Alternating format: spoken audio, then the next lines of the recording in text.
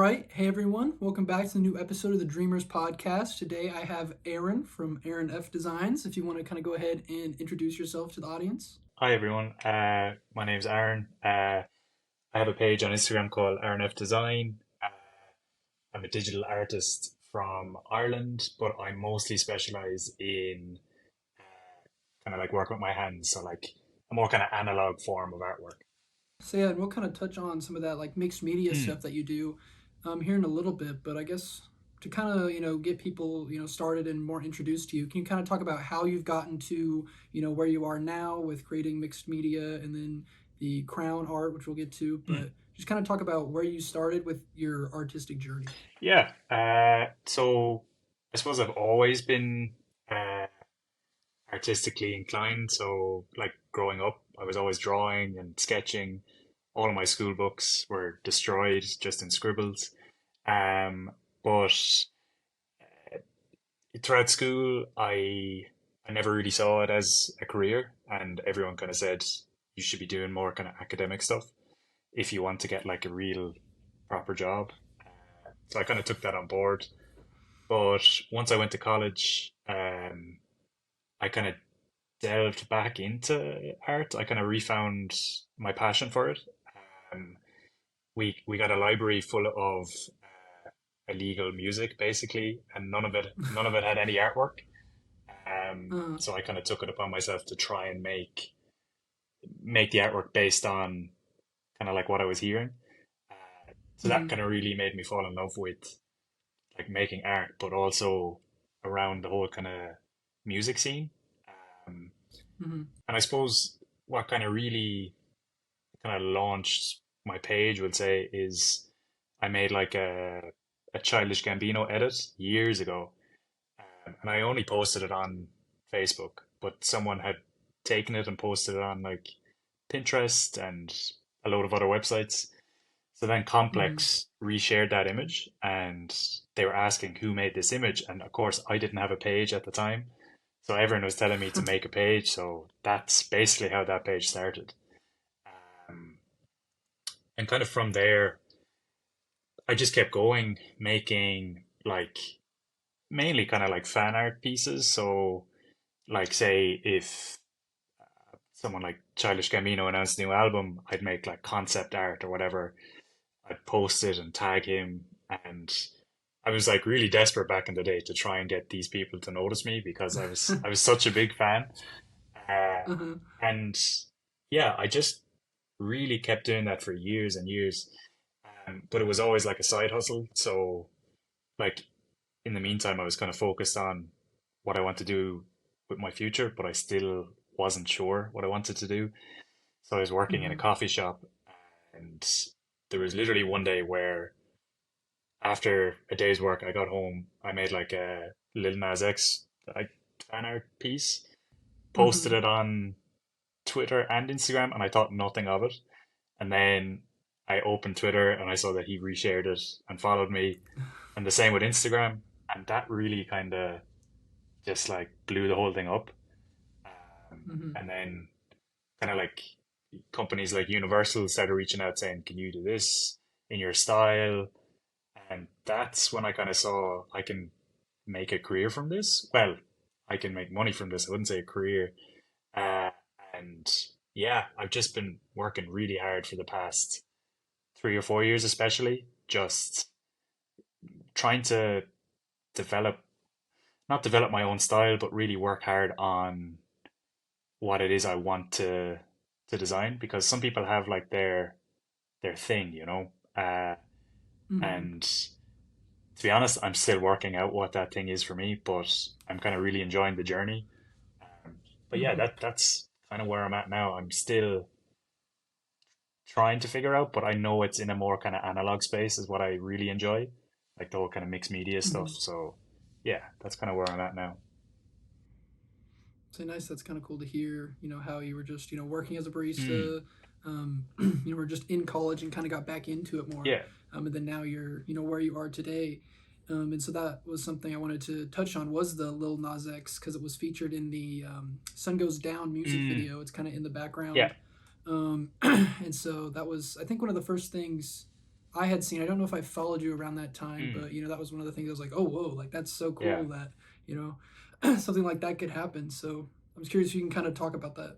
Yeah, sure. Like it's funny because the whole Little Nas thing kind of like started a small bit before the sun goes down thing. So when Old Town Road came out, Hmm. I made like this.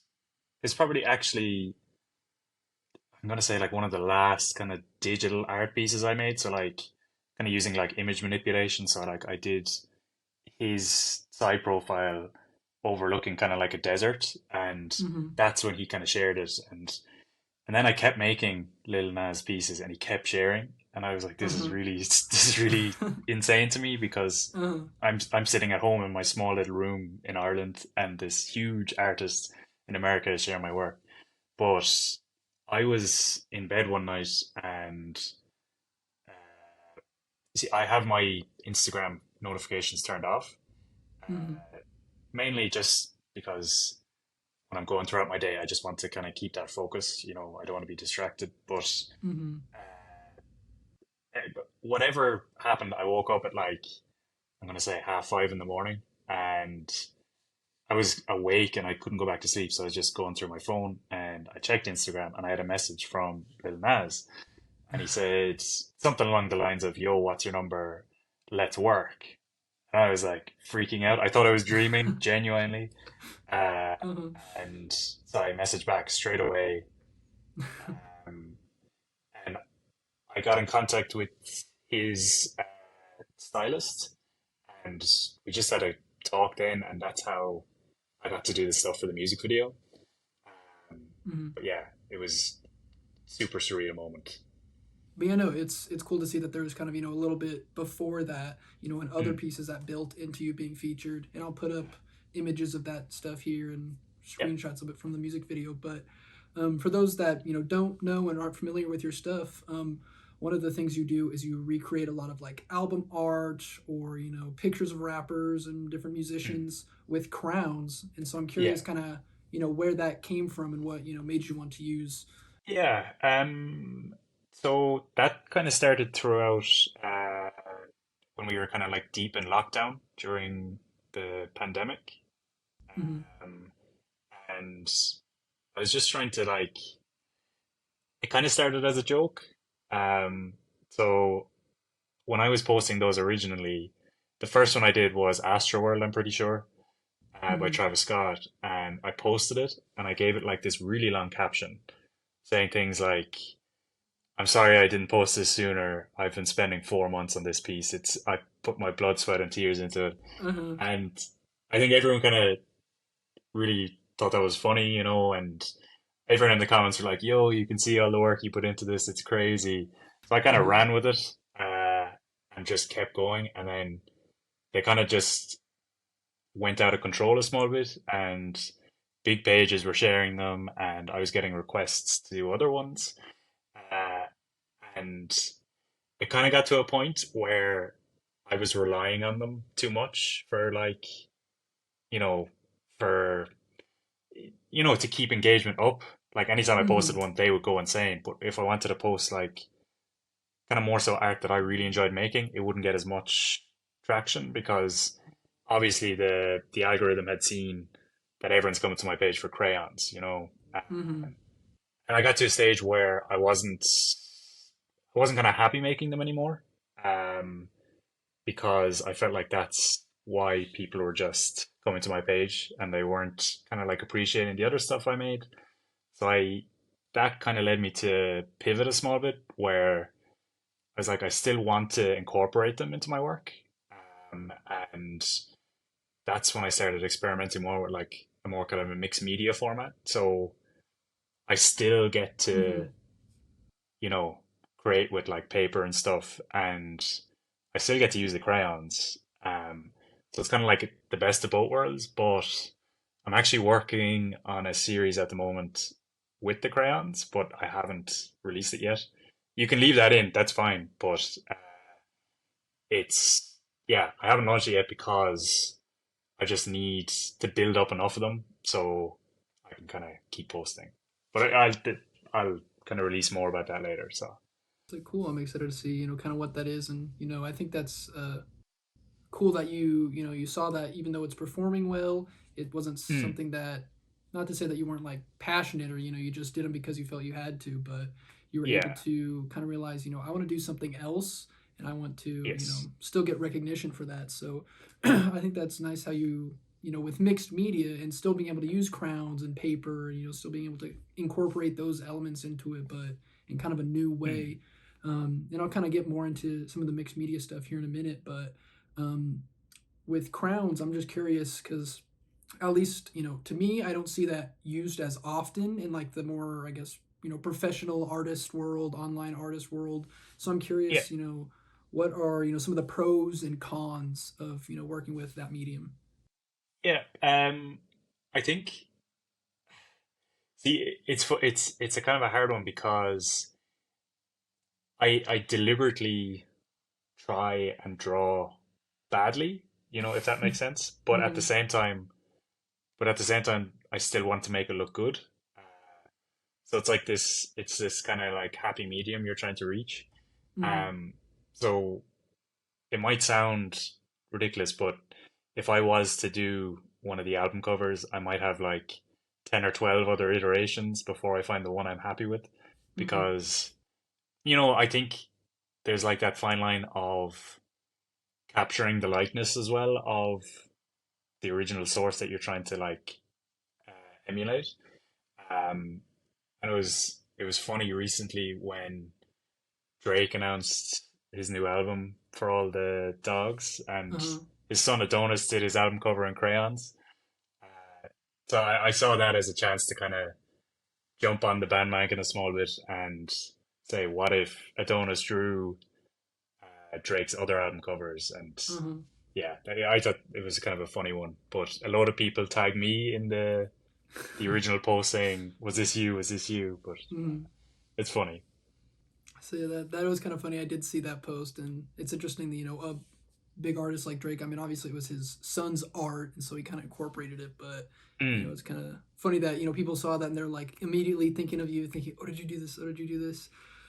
Yeah, Yeah, so I yeah, think that's that's kind of funny. But I mean, speaking of like Drake and some of the artists that I've put on screen, Lil Nas X, um, a lot of your art, and you mentioned earlier, kind of like fan art, um, but yeah. a lot of your art is focused around hip hop or R&B. Mm. So I'm curious as to how music plays an impact in your, I mean, life and art in general, and kind of what gravitates you toward those art towards those artists.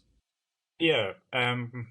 I think for me, it's a real like situational kind of thing, if that makes sense. So when I started college is when I really got back into making art. Um, and I vividly remember like my first college party, they were playing Childish Gambino. I remember it so well, and I was like, "What?" Like, I really like this type of music. And then from Mm-hmm. there, I just fell in love with like rap and hip hop. Um, and like, it could have went another way where I could have like focused my art around kind of like more bands and stuff that I listen to. Like, I love all types of music. Like, uh, not to be like stereotypical or anything, but I love things like Radiohead and I love Paramore. Just and the funny thing is like I've tried to create pieces. See, I'm at such like a crossroads roads now where like if I was to post like a Radiohead piece or like a Paramore piece, uh, I've built up such a like a rap following or like a hip hop Uh-huh. following where I know people are going to be like, "What's this?" But I have posted before, and I was actually surprised that it was like really good feedback. But basically, without waffling on, like art and music are probably the two most important things to me because I grew up and I got a lot of like my music influence from my parents.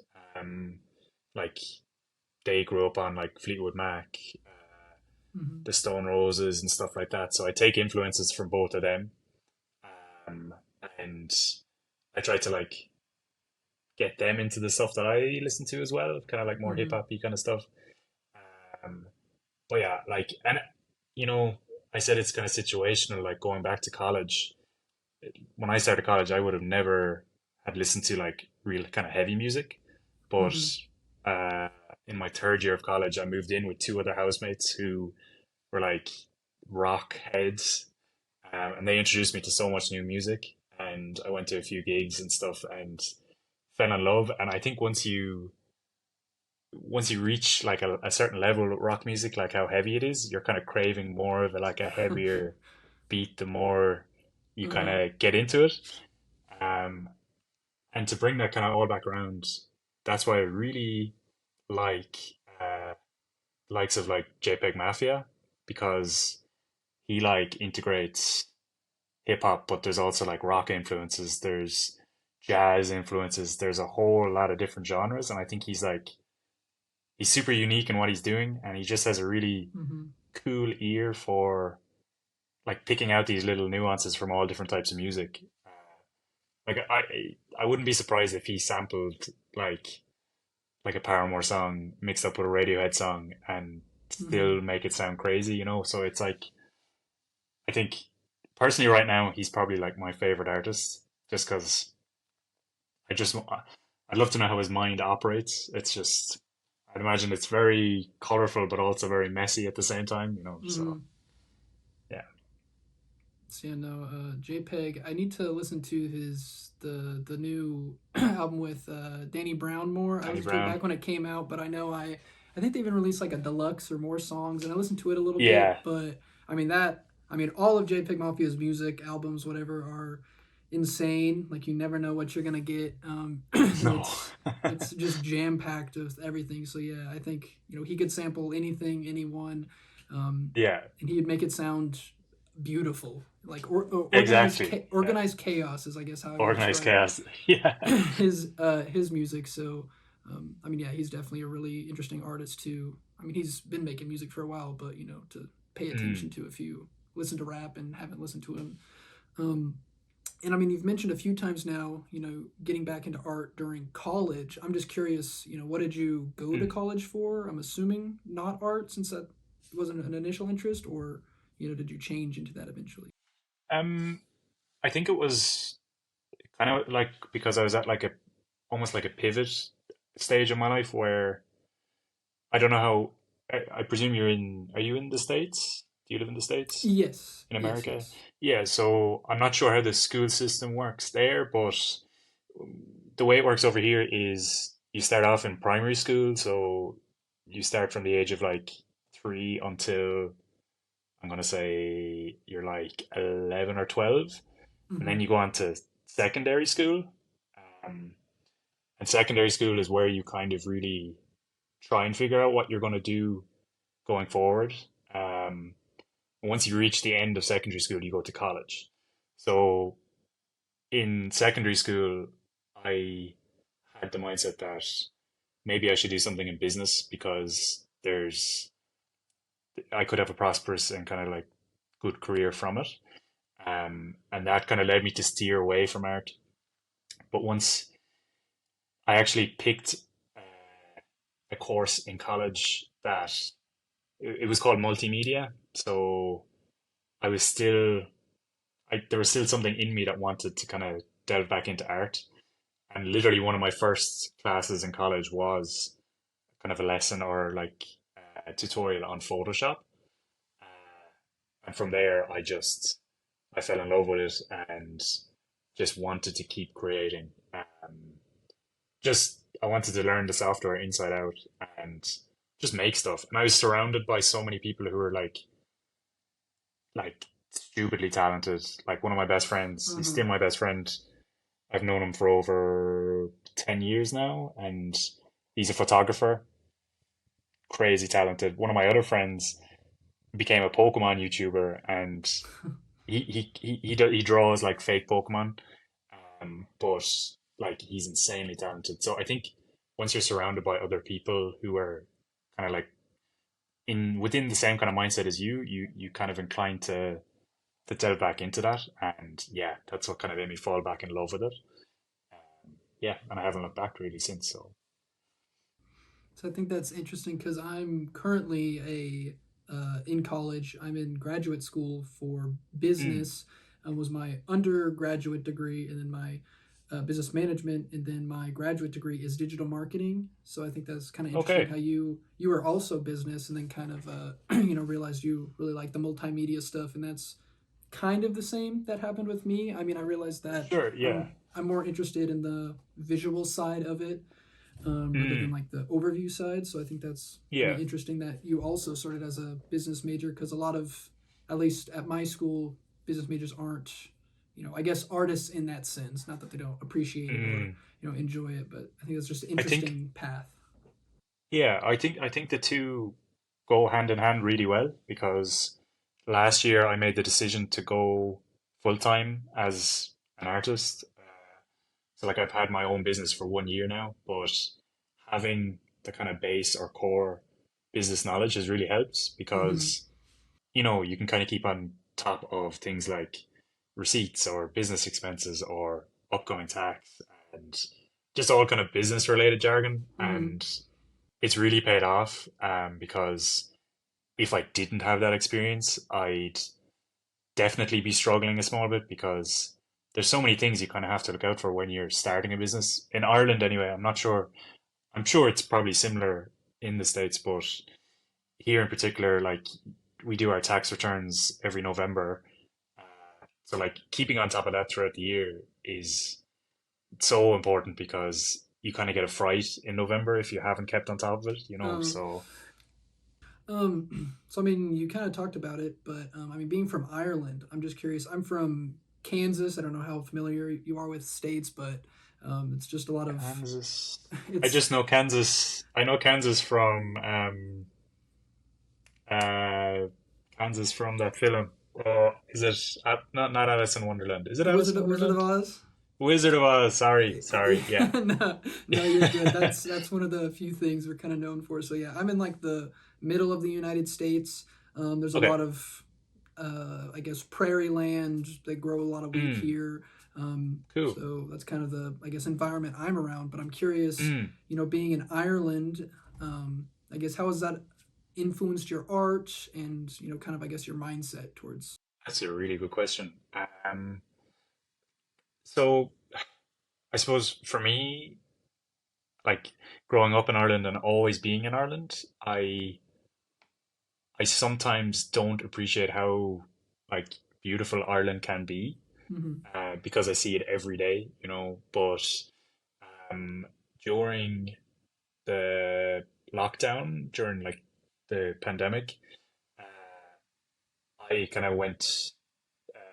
I probably shouldn't have, but when the restrictions kind of eased up a small bit, I went on a road trip with a few of my friends, and we basically traveled along the coastline of Ireland. And it kind of really opened my eyes as to how insanely beautiful Ireland is. Mm-hmm. And then about it was 2 years ago, I moved out.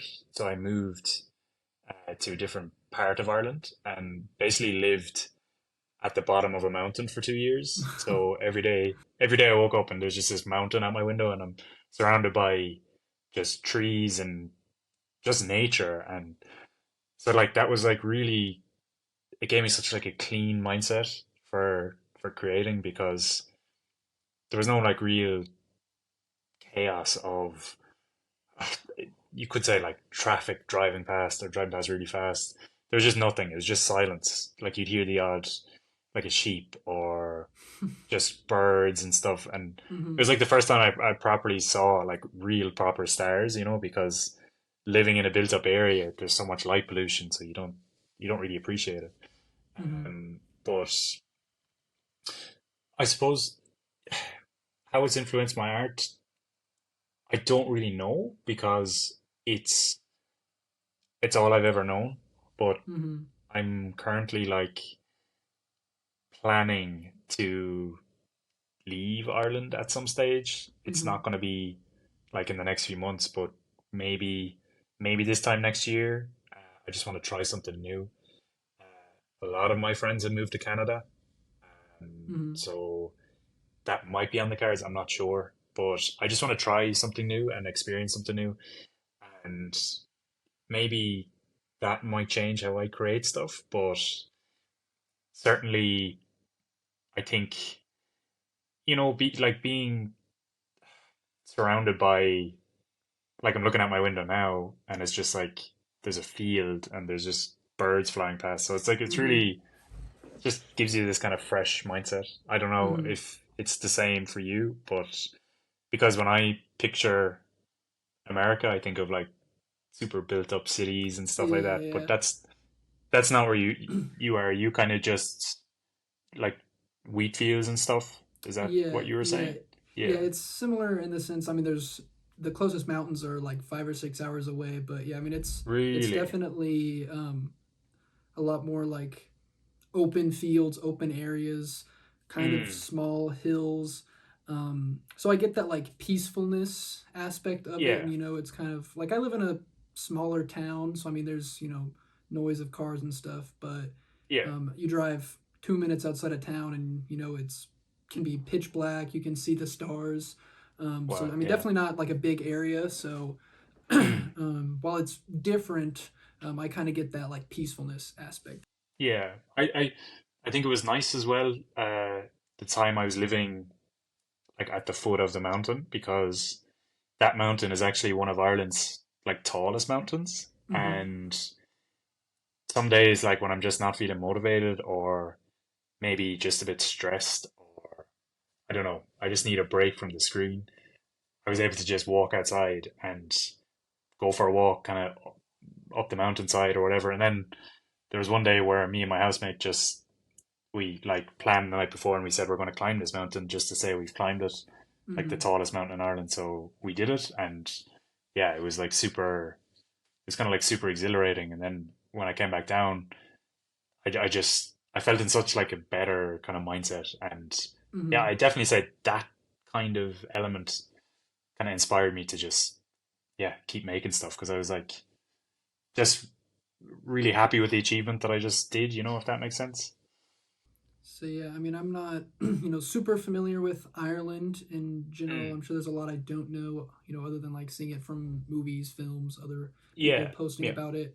And I mean, I definitely want to visit someday, but I'm curious, especially going from like a bigger area to kind of a smaller area. I'm sure there's not as much in the smaller area, but is there a lot of, I guess, art, whether it be murals or architecture Mm. in the city or town that you've lived in? Yeah, so like the place I was living in, it's funnily enough, it's probably Ireland's biggest American tourist like place. Mm-hmm. So like during the summer, it's like everywhere you turn, it's there's American tourists. Um, like the place I was living was a place called Kerry. So like Ireland is split up into counties, and Kerry is where I was living. But like that's it's just such a beautiful place. Like again, it's a real. You're surrounded by mountains. Like you feel everywhere when you turn around, it's just mountains.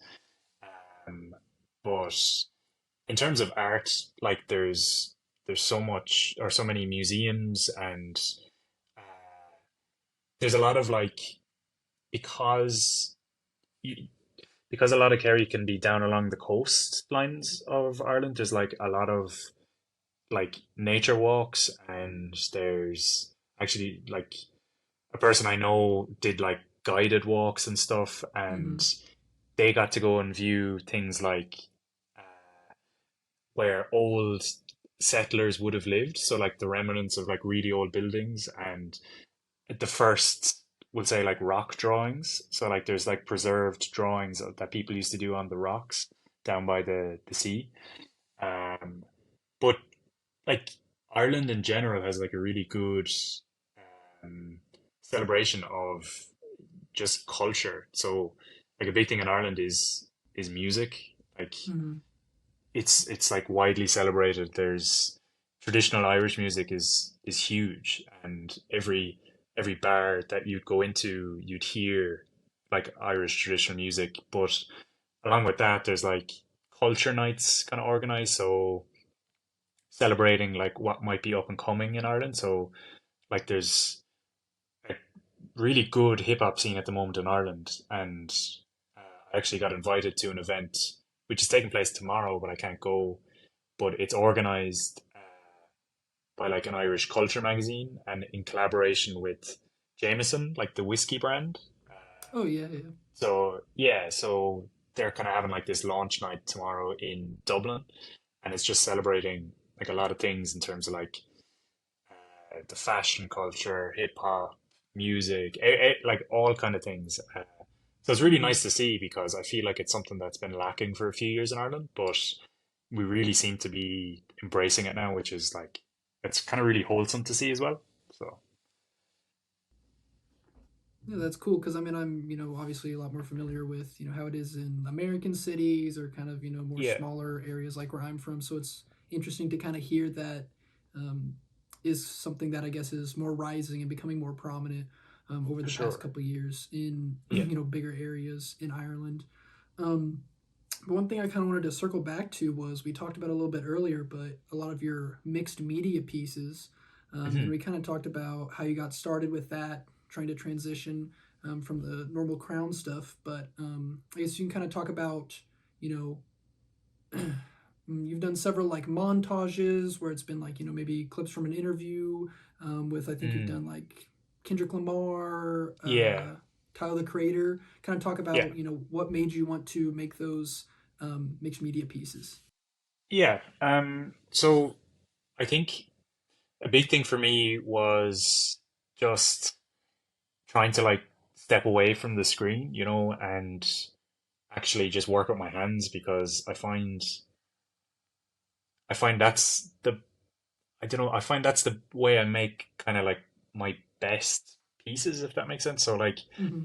you're allowing yourself and you're opening yourself to be able to make mistakes because if you can't necessarily like spill a glass of water on your screen and something happens except for the maybe the screen might break, but like if Uh-huh. you pour a glass of water on a page that's just been printed, all the colors are going to start running and you're kind of creating something that's out of your control, which I find really exciting. Mm-hmm. And for me, the whole appeal with the mixed media stuff is to like I do it frame by frame, so I print off sheets of frames and kind of draw all over them and scan them back in and then animate them. So the really exciting thing for me is I don't know until the final step what it actually is going to look like when it's all together. I have Mm-hmm. a picture in my head because like I'm looking at the frames and I'm trying to like animate them in my head, but it's I always find there's like this real excitement when you scan that last page and put them into Photoshop, cut them all out, and then animate them because you see like the product of what you just spent hours, if not days, kind of like just scribbling away. Um, so like a big part of it for me is the whole process of it. It's just it's like a really exciting process because like I could go and make something on Photoshop and I know in my head how I want it to look and I might be able to just like take it from my head and put it on the screen. Whereas with those mixed media animations, it kind of along the way, like the journey of it, you might like you might go outside the lines or you might like spill a bit of ink that Mm-hmm. you're kind of learning new techniques along the way, which again is just really exciting. And I don't know, I find it kind of therapeutic as well, because again, I don't have to look at the screen the whole time. I'm just, I'm Mm-hmm. zoning out. I put on an album, I make a cup of coffee and just get to work. Mm-hmm. Um, and the one downside to making these animations is it can be kind of expensive because you're like spending a lot of money on printer ink. I just upgraded my printer now, so I have a more kind of economic ink. So it comes in like an ink tank rather than actual cartridges now. So I'm getting a lot more bang for my buck. But again, I still have to get supplies like paper and different types of paints and crayons and yeah. But I'm like I find myself I could be in like a hardware store or I could be in just like I could be doing food shopping and I look at something, I'm like, I could try using that on a mixed media animation. Uh-huh. Like the other day, I made a solution of water and bleach. I just put it in like a little spray bottle and Mm-hmm. sprayed it over like a freshly printed page, and it created like this really. I can send you a clip later. It created Mm-hmm. like this really kind of like almost like starry effects, like loads of stars on the page. So Mm-hmm. yeah, I sorry for going on, but I'm kind of really passionate about it because I just Mm-hmm. enjoy it so much, if that makes sense. So So yeah, one of the things I think you posted pretty recently was your other printer had either died or yeah, you got to upgrade it, and so I like that you put it like kind of in heaven, and then you put another one. It was yeah, like you as a kid with the printer, like you grew up with it. I thought that was kind of yeah, a funny and kind of unique way to make a post yeah. out of that, and so I thought I thought that was cool. I think as well, like I think a lot of people that follow me know that I I don't take things like super serious, you know, like I'm here Mm-hmm. to kind of enjoy the whole ride of it. So I thought people might enjoy it and they ended up enjoying it, which is funny. But uh, it's funny though because um, I'm actually trying to fix that printer still because even if I could keep the scanner part of it, because the uh, scanner glass is like it's like scratched and it's like caked with like crayon and ink Uh-huh. and everything. And my new scanner scans things way too cleanly. Like it looks so crisp and sharp, but I Uh-huh. just miss the charm of the old one. And if I get that working, I can experiment a lot more and don't Mm-hmm. have to worry about my new printer getting damaged. So yeah. I mean, it's talking about kind of, being creative with a lot of those like physical pieces and, seeing stuff in the store and wanting to use those. One of Mm. your other recent posts that I thought was kind of interesting was you did a mixed media animation. I think it was for Tizo Touchdown with Yes. post-it notes. I thought that was kind of a really Mm. cool take on it. You can kind of talk about that Yeah. process. Yeah. So like a big way that Tizo was marketing his album, or just the way he kind of presents himself online, is he seems to like post replies with yellow post-it notes and just like he scribbles on a marker his message rather than writing a tweet or an X or whatever they're called nowadays. But uh, I just I was thinking like you know there could be an opportunity here where you know like the sticky notes are like his thing. So I thought maybe it's possible to print on these notes and then animate them. But I wanted to give it like this kind of rough feeling as well. So Mm-hmm. I printed on all those sticky notes and instead of like scanning them back in, I just took photos on my phone and like put a few nails and stuff around it, like kind of because that's his like aesthetic. Mm-hmm. And it was kind of a really it was kind of a really interesting process because the way I did it was I had like an A4 page and I printed squares on the A4 page where to stick the notes and then put the page back in the printer. So there was a lot of Mm-hmm. mishaps and the printer kept getting jammed and but again, I really wanted to do it, so I just persevered and it was like a really cool learning process. Um, Even like taking the photos was a learning process because I'm so used to scanning them back in. So I had to make like this makeshift tripod for my phone. So I had like this really awkward kind of arm coming out the side of my desk. Um, but yeah, again, I really enjoyed that process because it didn't look too clean, but I kind of thought that kind of worked well with the aesthetic, you know. But yeah, again, that was kind of just trying to experiment with like keep the same principles but like experiment within a new kind of way of doing things. Like at the moment I'm trying to think again of new ways. Like I was thinking on printing like out frames on like transparency paper and then layering them all on top of each other to see how that would look. So again, you don't know how it looks until it's done, which is kind of like the exciting part of it. So yeah, but it's really in you know I just really enjoy doing it. So See, I really like how you're kind of focusing on that, fun of like experimenting. Like that transparent idea could look, like super Yeah, sick. It might not really it work out it, well. it might look terrible, but I'm still gonna try it. So. Yeah, that's. I mean, regardless if you do physical stuff, digital stuff, whatever kind of art you create. I mean, just experimenting is, I think, a big part of it. Mm, Even if it doesn't do well, you still learn from it. You still might have exactly. learned some little technique that'll help you create, a incredible piece of art in the future. Exactly, and you never know through that experimentation, you might find something unique that no one has done before, So I think without experimentation, Mm-hmm. like I'm not saying at all that the stuff I'm doing is all by me. Like I'm totally inspired by so many things, and that goes throughout all of my stuff. But you know, without experimentation, I think the art would just be kind of just so plain and boring. So sometimes you Uh-huh. just have to kind of push the boundaries a small bit, um, and it kind of motivates you to go a bit harder as well, like trying to find something that's different. Um, but yeah.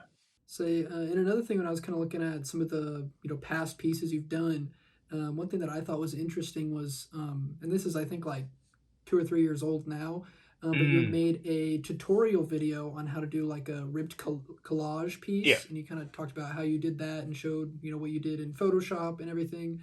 And I don't know, I mean, like I said, it was a few years old. But I don't Mm. know if you had any other plans to do like more tutorials type stuff in the future, or just what inspired you to want to make that original tutorial. Yeah. Um, I think a big thing the reason why I wanted to make that is because when I was posting those I went through a huge phase of making those collages, and I definitely will go back into them because I think it delves into the whole mixed media kind of field. But uh, a big part was I got a lot of people commenting saying, "Can you show me how you did this on Photoshop?" But I kept trying to tell people that they're physical collages, like they're made by hand, Uh-huh. and a lot of people are saying there's no way and stuff. But then I just said I'll actually show how it's done. Mm-hmm. So I did, and I think a lot of people were like surprised that it wasn't like a Photoshop mock-up that I was using to make these. Mm-hmm. And I'm not saying what I did with the collages was groundbreaking because it wasn't, but I think it was kind of like almost a reminder that you know these mock-ups are basically they're based on real world collages, if that makes sense. Mm-hmm. So I tried so hard when I was starting out to make these look as authentic as possible by using Photoshop, but I just couldn't get that real feel. So that's what kind of led me to just make them by hand. And again, it's just way more. You get way more satisfaction, and you've more control over the way a page rips in a certain way, Mm-hmm. or because like with Photoshop, if you put in the hours, you can definitely get that look on Photoshop. But again, I just find working with my hands is way more enjoyable, and I just feel like I have way more control over it.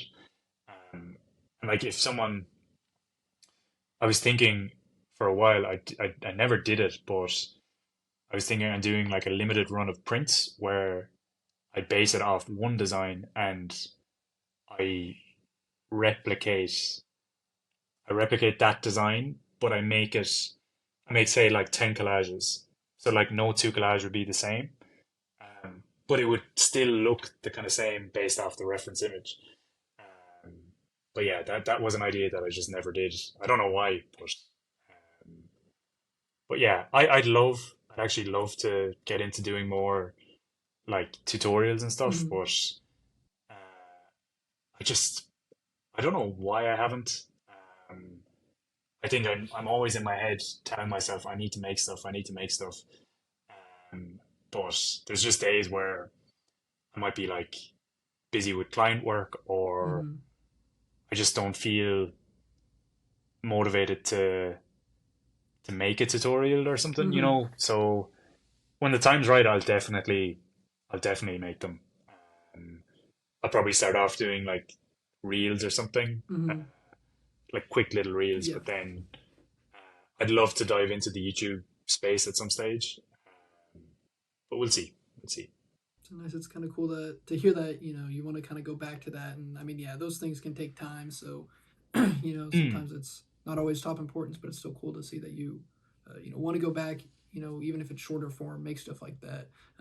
Because that's one of the yeah. things I talked about on a recent episode, which is kind of sharing your knowledge.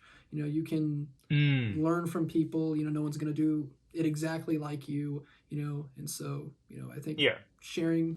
I think yeah. I think it's important to to share the process. If someone asks, "How did you achieve this?" Just tell them, like, don't hold back, don't gatekeep, really, because gatekeeping doesn't really get us anywhere. And one thing I kind of learned from, like, really early on is when I shared how I made those collages, I saw people were like making kind of similar ones and like tagging me and saying, "Look, this is what I made," and I was like, I was super inspired by that Mhm. because although I didn't create the whole art form of collages, I just found it was super cool that someone had watched that video and actually, they made a conscious effort to try and like make something like that. So Mhm. I just found it, super, yeah, inspiring. I just thought it was really cool. And I think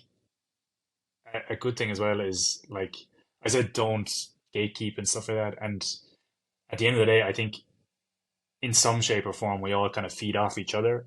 And you know if anything, if you see something that's like similar to what you do or whatever, like, I don't think there's much point on getting like annoyed or whatever if someone's like whatever, like stealing your flow. I I think if anything, that should motivate you to go harder and try and push the boundaries Mhm. and you know try something new. And I think feeding off each other, kind of like, it is, what's the word I'm looking for? It kind of like, yeah, I suppose it motivates us to go harder and you create new stuff that no one's ever seen. So, like, yeah, I just think that's a cool thing about art, in general. Yeah, I think that's cool. Because I mean, someone could watch your video, and then after months of doing their own thing, and they experiment. They could do something like you did with the post-it notes, and Exactly. that can inspire Yeah. you. And so I mean, it's just like a big, Yeah. big snowball and kind of like a circle. It doesn't. It's not a one-way, like communication there. Yeah.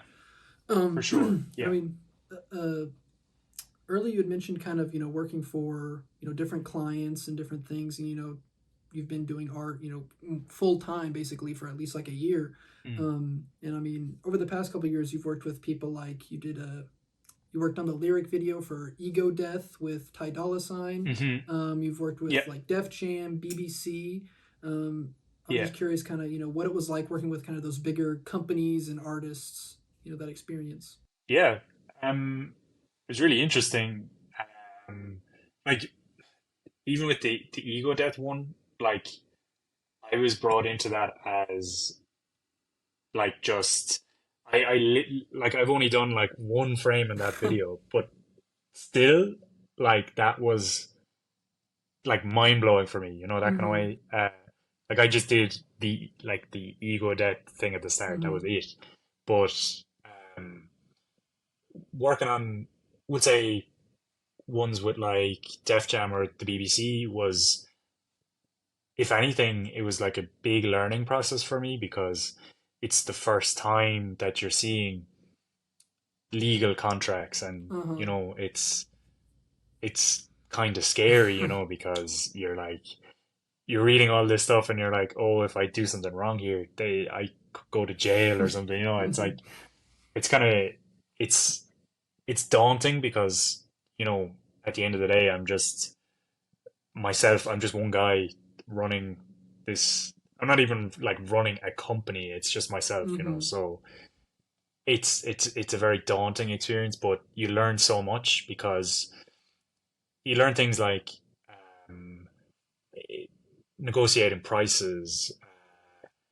Time management is a huge thing because a lot of these labels will come and tell you that they have a deadline that they need this by.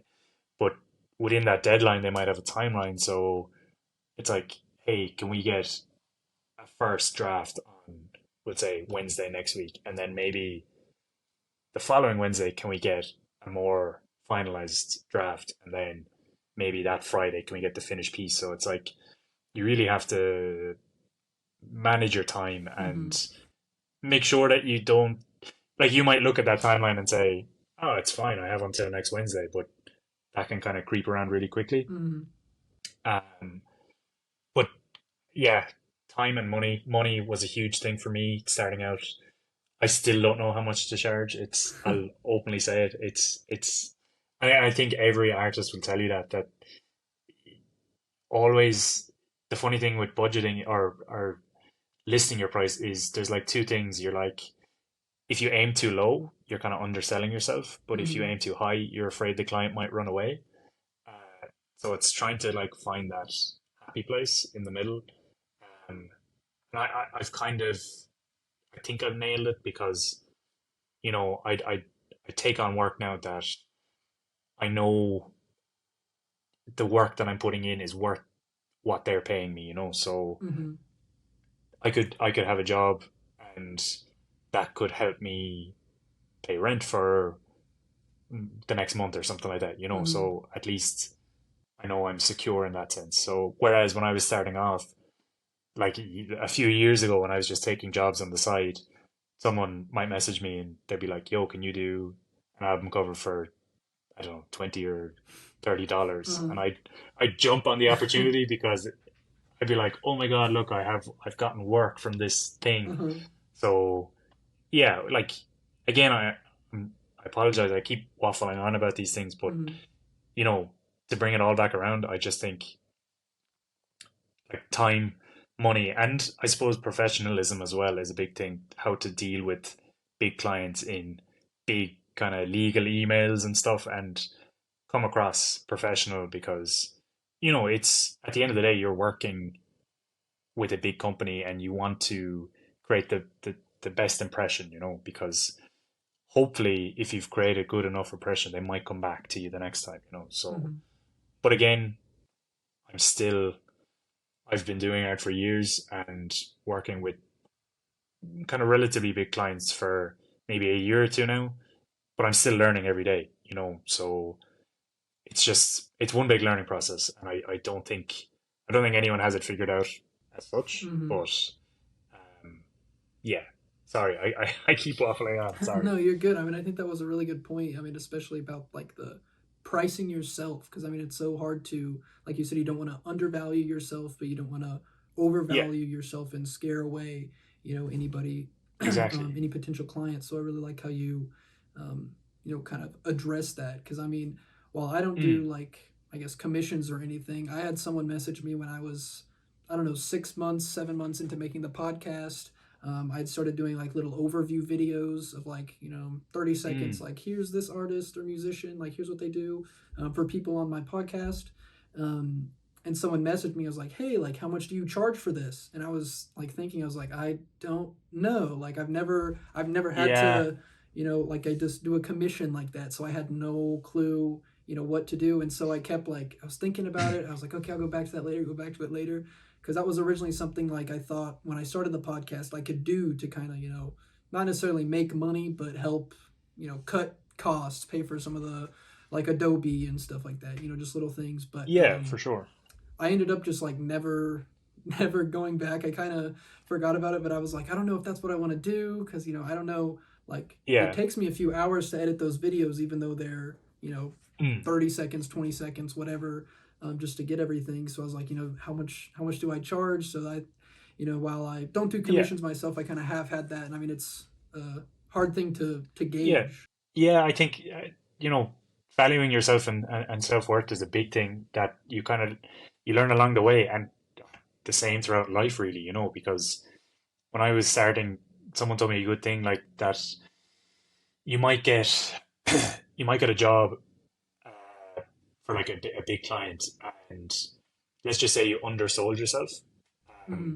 but that job might run for like 2 to 3 weeks. So at the end of those 3 weeks, you might be sitting there saying, "I've just put in 3 weeks work, but I'm not. I'm only getting paid for like 1 week because I undersold myself at the start. So Mm-hmm. it's just the importance of knowing your self-worth and just you know it it's a very, I don't know if it's the same in America, but particularly in Ireland it's quite a tough time with the cost of living is crazy at the moment. So I think I think other Mm-hmm. people that come to you asking for work, they're coming to you, you're not going to them. So hopefully they value your work enough to pay what you're asking for within reason, obviously, not shooting for the stars and Mm-hmm. asking, can I have 1 million for this job? So it's all within reason. So So I mean, like I said, you'd worked with like bigger companies, BBC, Def Jam. So I'm curious, and I think I mm. kind of know at least one of the answers to this. But if you could work with anyone, whether it be an artist or a corporation, who would it be and kind of why? so I actually answered this question yesterday because I was on a call with a student who was doing they're doing like a project on uh, like digital creatives, and they had to interview other kind of creatives, Mm-hmm. and that was one of the questions they had asked me, and my initial straightaway answer was Tyler the Creator. I'd love to Mm-hmm. work with him just because I just love his whole aesthetic. It's just, I don't know, so like colorful, and I think things in particular like the crayon kind of stuff would work really well with his style because it's so vibrant and just kind of playful. Mm-hmm. Um, in terms of like, I'd love to sit down in a room with uh, Childish Gambino or Donald Glover, even if it was just for like 20 minutes, just to Mm-hmm. get inside the dude's mind because he's done so much and achieved so much, but like he's still relatively young. Mm-hmm. So that's a big motivating factor for me in terms of, if you really put your mind to something that you can, if you really want something, you'll go for it. So that's been a thing that's kind of stayed with me. Um, like there's a whole host of people I'd love to work with, but I'd have to put Tyler at the top of my list. And in terms of like companies, I'd love to work with, I don't know, like a shoe company at some stage. Mm-hmm. I don't know. Like at the moment, I just wear Nikes the whole time. I'm just wearing Nike running shoes Uh-huh. because I'm big into running. But uh, I'd love to design like a custom pair of shoes at some stage. Um, or like the big thing as well that I really liked was when Pharrell did a collaboration with like a load of other soccer teams and created like I think it was called Human Made. Mm-hmm. So like he made like it almost looked like the jerseys were like crayon drawn, like they were really like they looked really poorly made. So Uh-huh. like my soccer team is Man United, and they did like a remake of an old Man United jersey in that kind of style. Uh, and I just thought it was cool to see that sometimes fashion doesn't have to look so kind of clean and perfect. So a big like it just looked like he decided to draw outside the lines, which I really enjoyed. So again, I'd like to meet him at some stage. It'll probably never happen, but Mm-hmm. I'm not counting it out either. So So yeah, I mean, you never know. It's a small world, and exactly. I mean, yeah, going through your page, there's a bunch of stuff with Tyler. So I'm not surprised by Mm. that answer. And then, like you said, Donald Glover. I mean, yeah, it's crazy to how not just how much he's accomplished, but like how I guess various it is. Not only does he have the It's the music career, but he did a yeah, comedy special like 10 plus years ago. yeah, He did Community. He's done yeah. Atlanta and like all this stuff with like television producing. And so like yeah, I mean It's insane. even if it was Yeah. 20 minutes, that would be kind of crazy to pick his brain. One, Oh, the yeah. one collaboration that I mean you've kind of teased, mentioned before, but Oh, yeah. yeah, Okay. was the one with Crayola. You did a post, I Yes. know, I think several months ago, where you like put like the loading image, like if an Instagram post didn't load, and you're like, oh, Yeah. announcing the Yeah. Crayola collab, and I thought that Yeah. was Yeah. kind of really funny. So that was one of the ones that I had initially I thought. yeah. from that post, because it was an April Fool's, Mhm. I got like a load of messages being like, uh, "Damn, I thought you really made it," and "F you" and all this kind of stuff. But like it was all kind of lighthearted Yeah, stuff. yeah. But obviously, I would love to work with Crayola at some stage, even if it was just like an acknowledgement, you Mhm. know.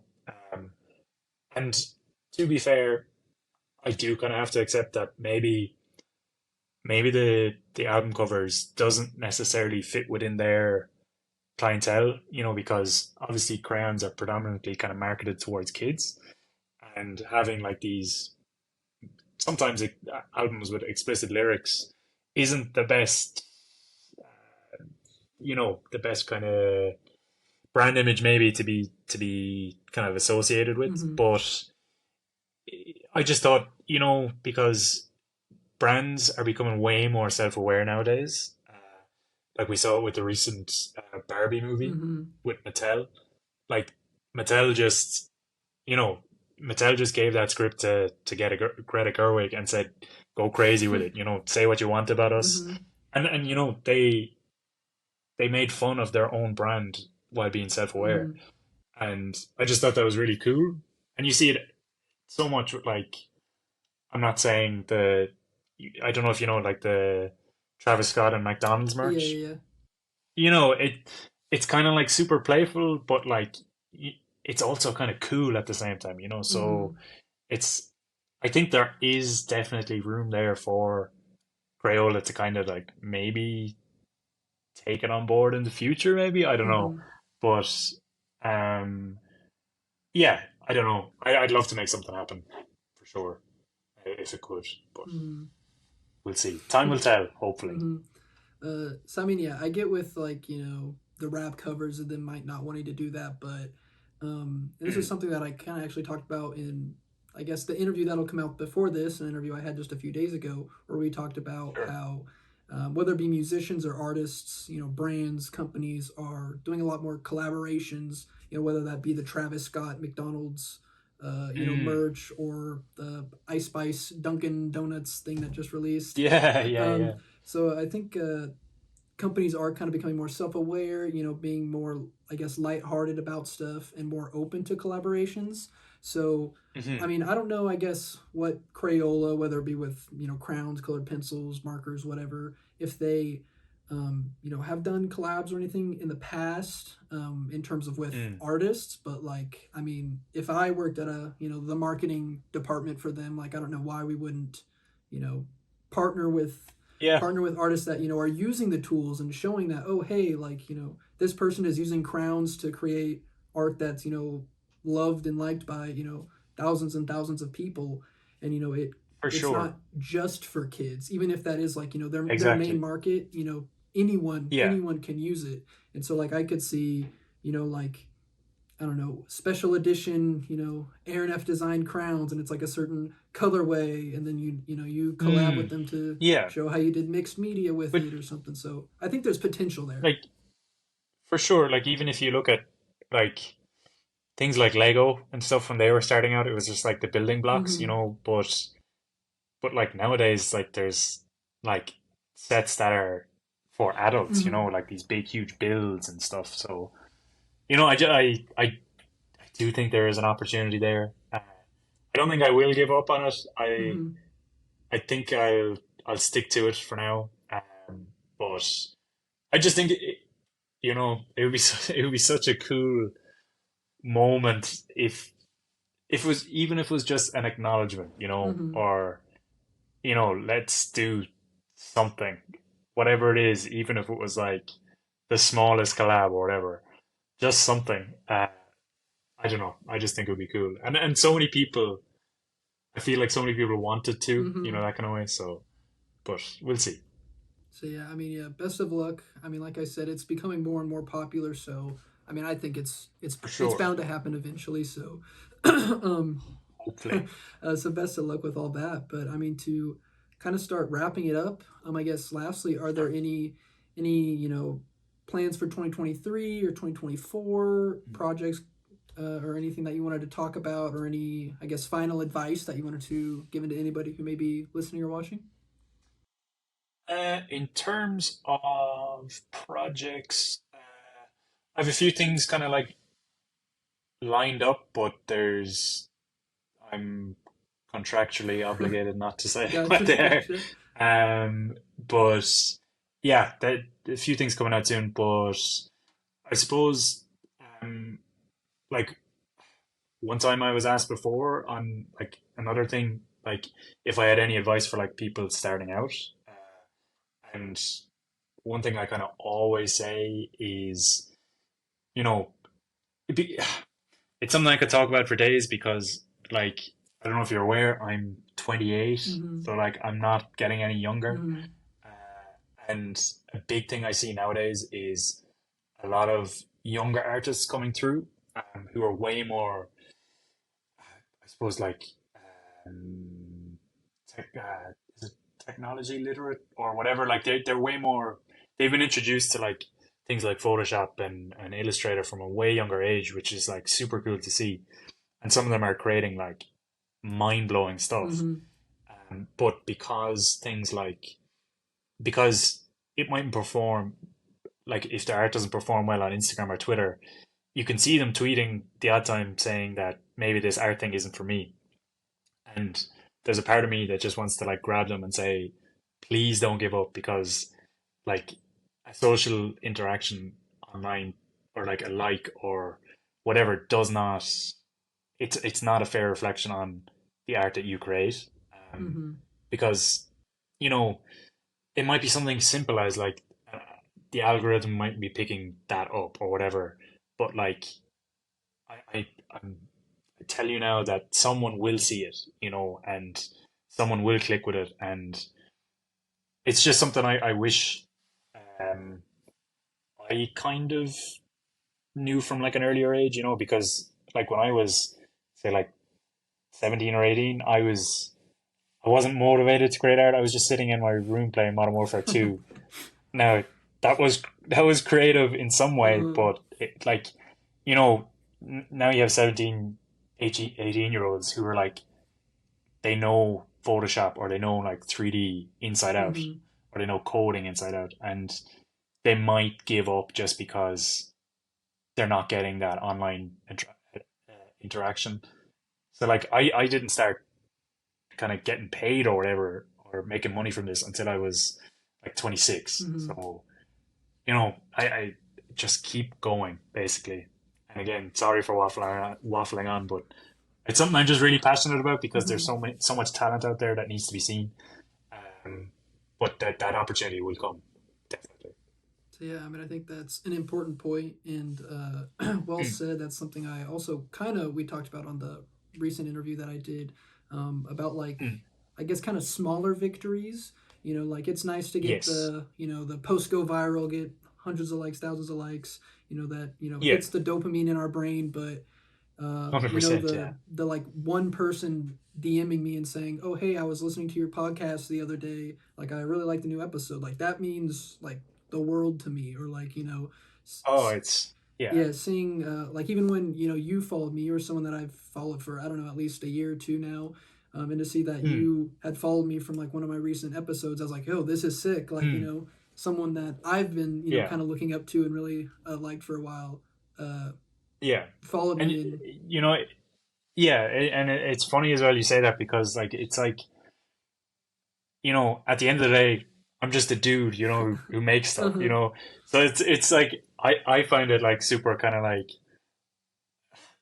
surreal, but also kind of heartwarming when people say things like that, because at the end of the day, I am just this dude, like, on the other side of the planet. But it's cool to see, like, even that girl who reached out, who's doing her college project, that meant so much more to me than any kind of other interaction. Like, than a post could get like 1,000 likes or whatever, but like something small, something like that is like, that makes everything kind of worthwhile for me. Mm-hmm. So So yeah, well, like I said beforehand, I really appreciate you taking the time. I have done about an no hour or problem. so here. I would love to have you back on in the future. Best of Sure. luck with everything. I can't wait to see all of the stuff that we've kind of talked about. Future projects to come to fruition. But Yeah. I appreciate you and thank you for your time. Thank you very much. Yeah, love what you're doing, man. Fucking. Oh, sorry. It's sick. It's so good. Um, yeah, no, it must be really kind of like fun as well to kind of talk to so many different people, and just get them one to one and just kind of just get inside their mind because that's something I wish I could have done when I was younger, because I reached out to so many people via DM and I was just like left on red when I was starting Uh out. huh. But it's what you're doing, man, is sick. It's very cool. Thank you.